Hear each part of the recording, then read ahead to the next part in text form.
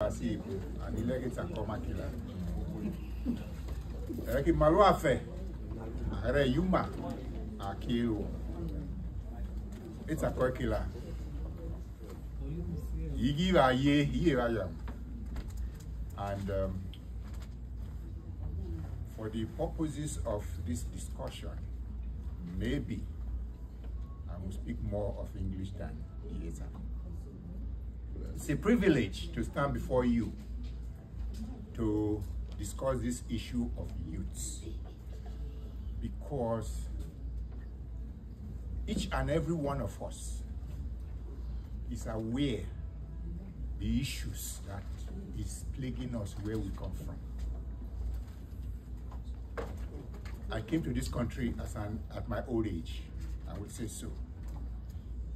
At the time I came here, and I began to realize what the situation is here and where we came from, I realized that Afimayo in the sense that we have not even realized what is going on. And the issue that is plaguing us the most is because we who had advanced left our youth and our kids behind. And not until we bring them into our fold, we are going nowhere. Going nowhere in the sense that we will not have a taste of the development that each and every one of us who has the opportunity is jumping out of the boat. Jumping out of the boat in the sense that we are coming to this country to enjoy what people have labored for. The good roads you see here, the good things you see here, people labored for it. People have paid a price, but we refuse to pay a price in our own country, and that is why we are doing that suffering. Here is a land of laws. Here is a land of codes. Where do those codes come from? Those codes are based on people's blood, in the sense that people die, the authorities go to the table to draw the new rules and regulations and say, no, you can do this, you cannot do that. Well, in our country, I tell people that when I was in Nigeria, police would stop me, I don't like this, I toss him out, they will laugh. So really? Yes, it's here. Police stop you on the road, you open your mouth on the ditch. So I have been invited here today to talk about empowering the youth.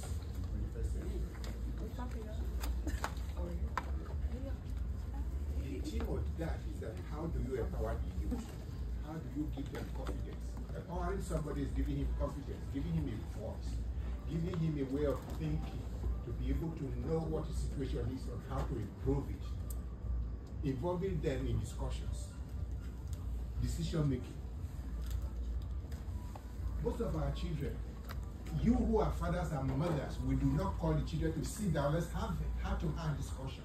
It doesn't happen. Because we are parents, we feel that God has given us the power, the authority to lord on our children, whatever we want them to do, not what they want to do. A child wants to go to school, you say, oh, okay, go to this school or go to that. You never find out which school do you want to go to. What are you interested in? What do you want to become? Those are all part of the principles of empowering a child, empowering a youth. And that is why we have the problems we are having. We come here, we enjoy good roads. We go home, we don't have good roads. Why? We go to school, we don't have teachers. Why? Because teachers are not paid regularly. My parents were teachers. I was supposed to be a teacher. I was in NCE for 2 years. Out of the 3 years, the state government was owing salary, and I said my parents were teachers. Why would I put my head on this? I left. I went to the Polytechnic, Auchi. I did quantity survey. And while I was in Auchi, the hostel I was staying had 3 students. The beds were imported. Every Friday, you gather your bed sheet and your pillowcase, you put them by the door. On your way back, you go to the portal, you sign for washed and iron pillowcase and bed sheet to go to your room with 2 rolls of tissue paper.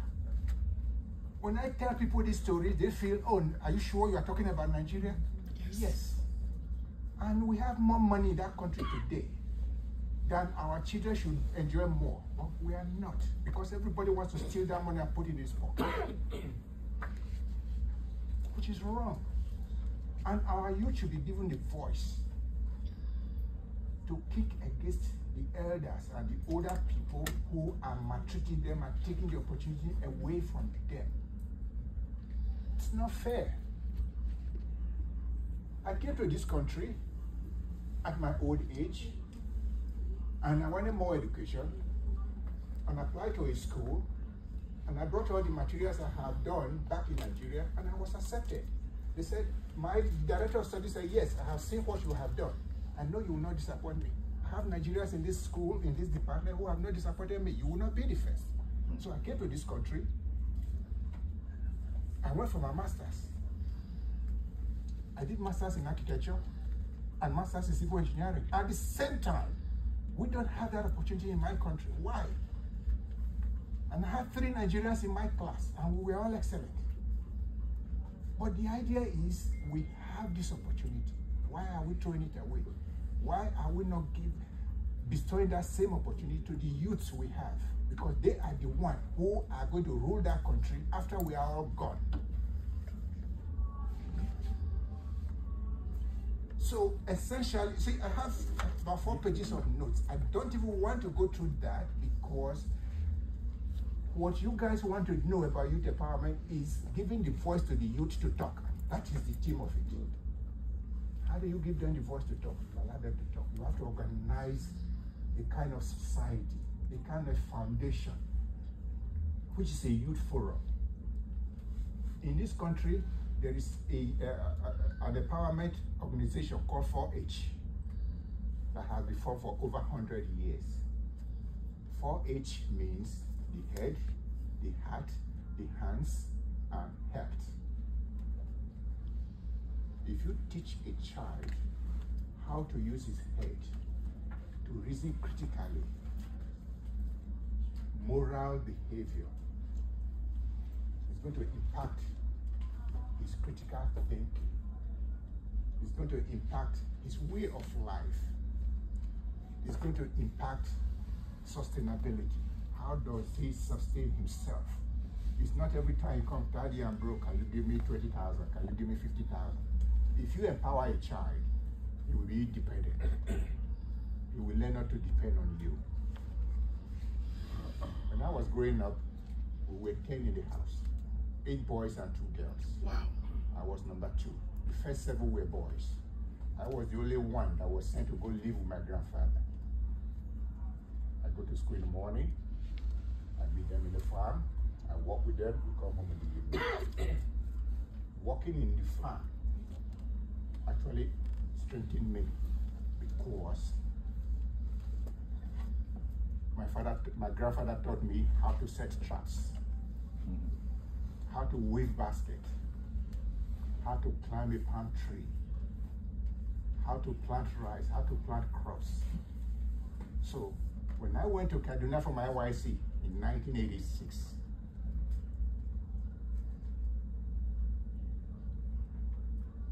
the issue of the farm was still in me.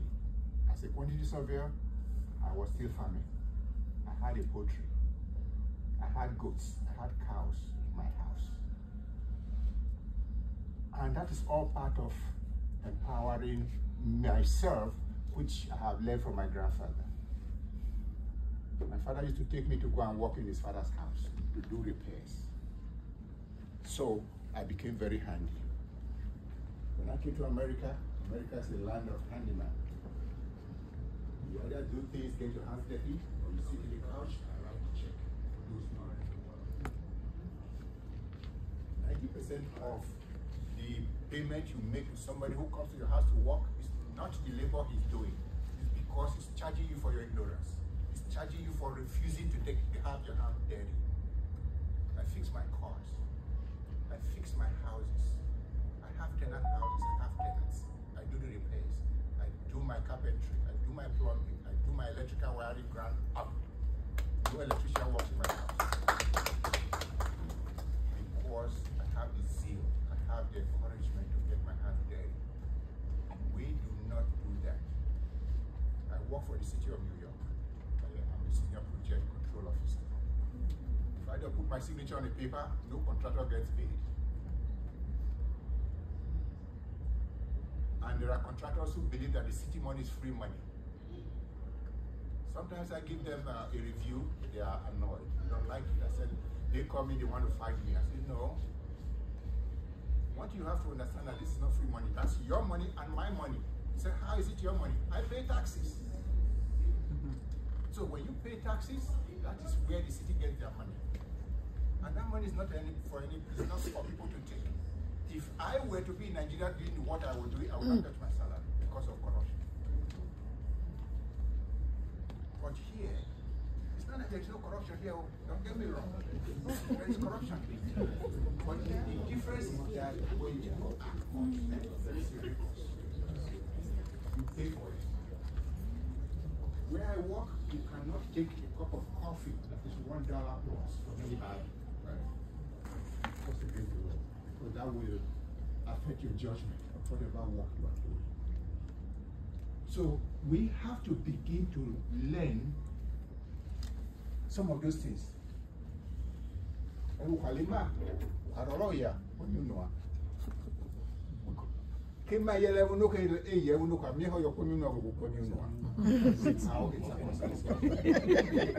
So we should take it home and try to imbibe with it and do whatever it is there. I was in Nigeria during this Easter. 2 weeks I was at Timeba. There was no single flicker of light, which is the public power. But we have light in my house 24/7 because we make sure that my father do not suffer what other people are suffering. My father has access to cold water. My father has access to borehole because we try to emulate, because he has suffered for us. But we have to do that. But that is not enough. When I was in Kaduna, power was not as epileptic as it is today. So what went wrong? I tell people, I said the wheel has been invented. We do not need to invent the wheel anymore in Nigeria. Correct. We have to reinvent the wheel. We have to use the wheel. People are going to space, and here we are there suffering about good road and bad road. No water, no nothing. Everybody is drilling a borehole. That should not happen. Here, if you want a borehole, the next borehole to where you want to drill the borehole, they have to do what they call impact test. They have to pump that water and see how is it going to impact the next person's line. If there is a difference, you cannot use it. That's how the regulations are. Because there is city water, why would you want to drill a borehole? So our youths, we are leaving them behind. We have to make them to join the train. We have to organize youth society, youth forum. Boys are even different from girls. What is happening to our female children is even worse. Education. I attended Our Lady of Fatima Grammar School. When I was in school, I know I had a cook who was always calling me to come and write a letter. When she receives a reply, she will call me, I will read the reply. These days, people graduate from schools, they can't even write a good paragraph. It's appalling. It's not nice. When I finished my OND, I taught in St. John's Grammar School. I taught the class 5 students geography, physical geography. If you have any student who went to St. John's in 1984, 85, find out from them. My father was the vice principal there during Queen of it. So I lived in Fuga. Aqua will tell you, we were good friends. We were always going all over the place. But that does not stop me, from aspiring with what I want to be, because I was empowered. If you empower your children, they will give you back whatever you desire of them. So for this forum, my advice is, if they can, or if they will, let them set up a foundation at home, a non-profit foundation that could have branches in the schools, have students as members of the society. They meet, they talk about the politics, they talk about critical thinking, they talk about career, because even what is lacking today is career. A lot of students don't even know what they should do after they finish school. what subject they should take in school, the importance of mathematics, the importance of physics, chemistry, biology, geography, agric science. Most people now, they tell you, oh, I want to be an accountant. I want to be a politician. You don't go to school to be a politician because politicians are the rich people in the society. They build big houses. It's a lot of money.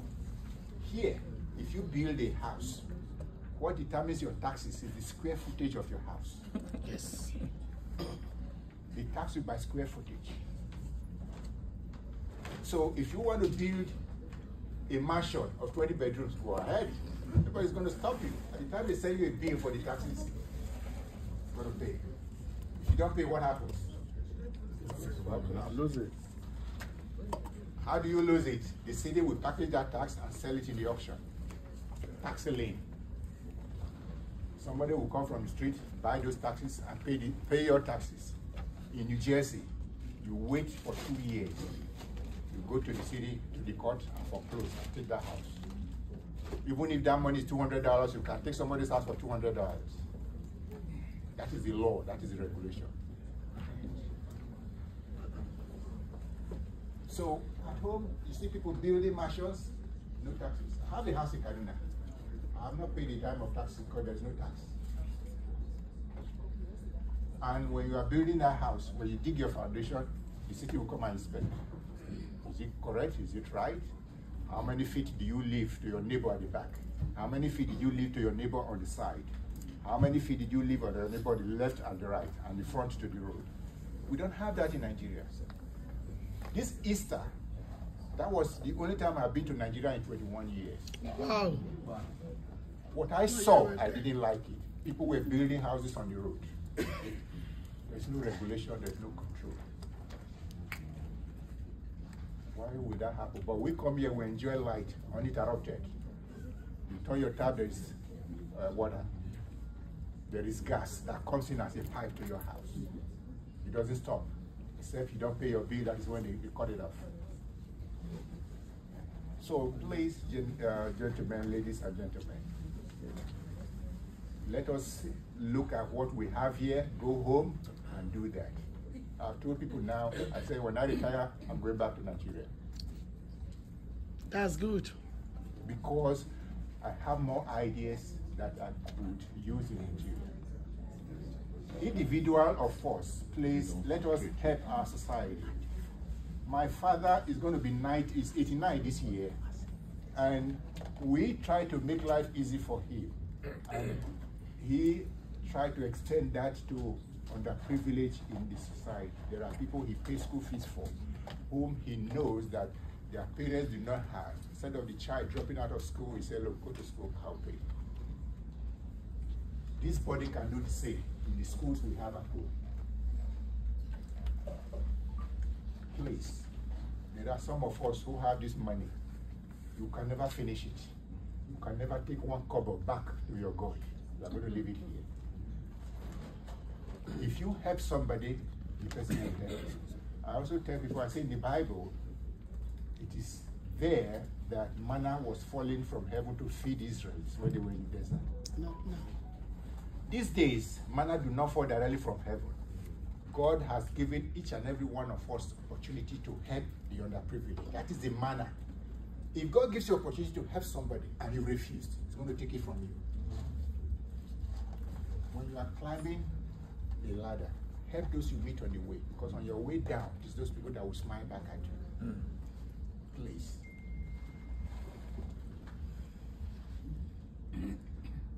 Any question?